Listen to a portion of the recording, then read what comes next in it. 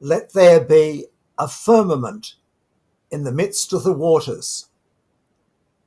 And God said, let there be a firmament in the midst of the waters, and let it divide the waters from the waters. Genesis 1 verse 6. I've held the view for a long time that sacred scripture makes much more sense when it's interpreted spiritually or metaphysically. What that means, among other things, is that many of the stories and events described in sacred scripture should be taken to occur within the mind or consciousness of the reader. That is, you and me. Now, the Bible verse I quoted at the outset, Genesis 1 verse 6, when interpreted metaphysically, means this. Just as God is said to have created a firmament to divide the waters from the waters, so must we in our moment-to-moment living.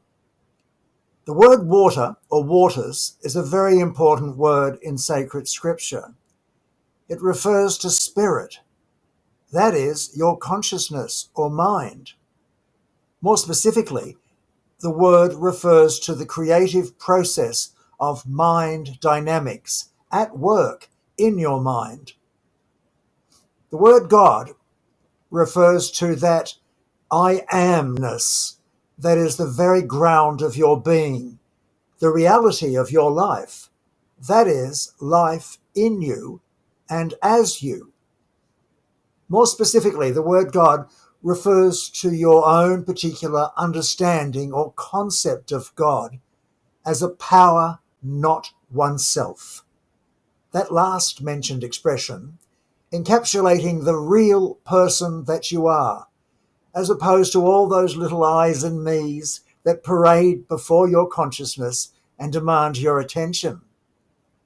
More than that, those I's and me's distract and divert you from living mindfully from one moment to the next. You may say, well, I don't believe in God, at least not the God of traditional religion. That may be so, and I won't argue with you on that matter, but please accept that it is still the case that whatever you give power or authority, that is attention to, that is your God. Now, I'm not into Christian Science, although I've made quite a study of it, but as I see it, Mary Baker Eddy got several things right. In the glossary to Science and Health with Key to the Scriptures, Mrs. Eddy defines firmament as spiritual understanding, being the line of demarcation between truth and error. I see it this way.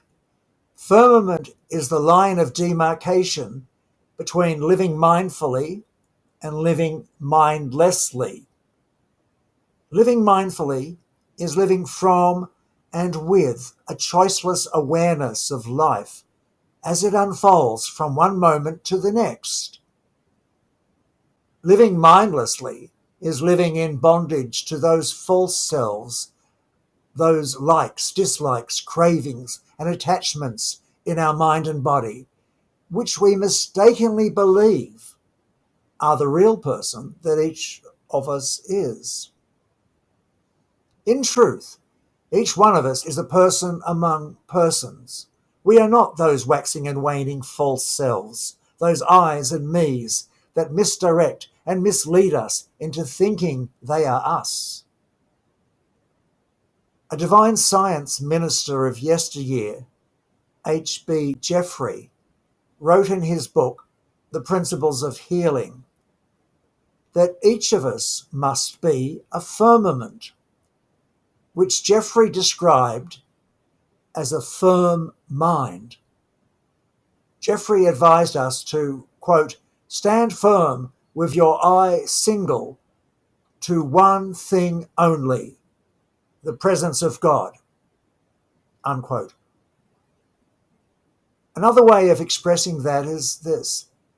Don't allow yourself, that is, the person that you are, to be deflected by the content of your consciousness or mind. Watch with choiceless awareness what unfolds from one moment to the next.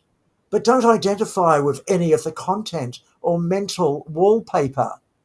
It is not you. Not at all. What Mrs. Eddy referred to as mortal mind are various beliefs, actually misbeliefs, and subjective states of consciousness that have no substantive reality. In the glossary to Science and Health, she defined mortal mind as nothing claiming to be something. I like that. Nothing claiming to be something. That is precisely what those I's and me's do.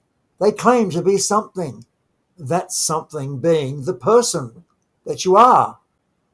But they are not that person. They are nothing in the sense that they have no separate, independent, permanent, substantive existence of their own.